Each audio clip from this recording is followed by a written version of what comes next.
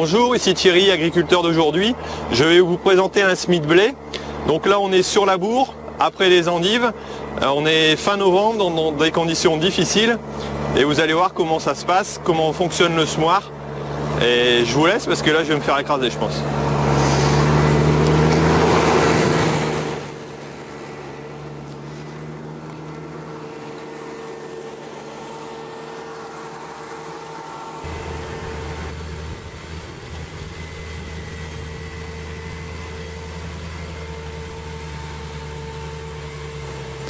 Alors la présentation du tracteur qui sème. Pour le coup il est équipé d'une masse à l'avant, parfois on trouve un outil. Comme vous pouvez le voir, c'est sur la bourre, comme je vous l'ai dit tout à l'heure. À l'arrière se trouve ce qu'on appelle une herse rotative.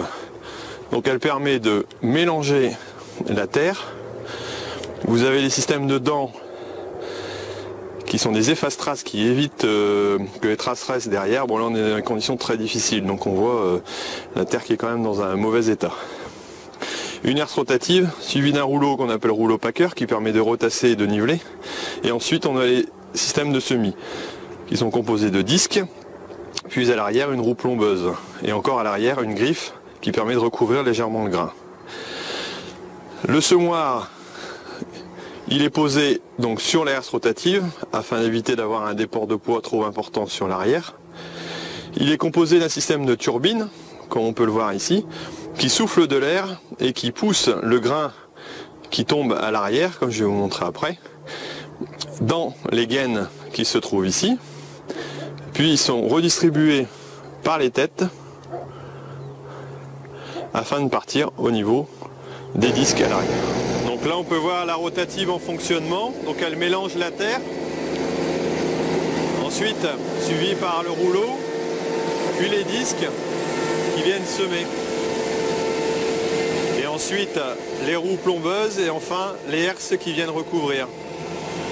Alors les semences sont mises dans le sol, donc en sillon comme on dit. Là on peut en voir. Là aussi. Donc là j'ai gratté environ les 3 premiers centimètres par rapport au niveau du sol. Il faut compter environ un pouce, entre 2-3 cm, ça dépend des conditions de sol. Voilà pour la profondeur de semis. Et ensuite le blé va germer, il ne faut pas qu'il y ait trop d'eau, sinon il est noyé. Et il faut des sommes de température suffisantes pour arriver à germer. Donc là on est fin novembre, il va falloir beaucoup plus de temps pour qu'il sorte de terre que s'il était arrivé en octobre, semé en octobre. Je suis venu faire un petit tour en cabine avec Pierre qui est en train de semer. Donc là on voit tous les tableaux de commande. En haut on a le système de commande du semoir. En dessous le guidage mais qui ne fonctionne pas. Et puis ensuite à l'avant vous avez l'écran de fonctionnement. Là on est en train de faire une manœuvre en bout de champ pour faire un petit demi-tour.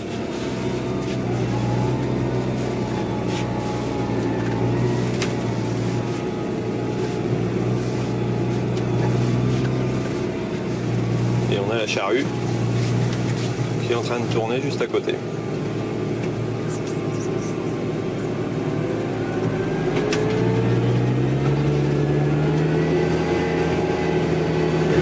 Alors au niveau du panneau de commande, on a l'affichage de la quantité de grains semés en bas à gauche, la vitesse de la turbine, donc c'est un contrôle afin d'éviter d'avoir une turbine qui va trop lentement et le grain qui n'ira pas jusqu'au sol.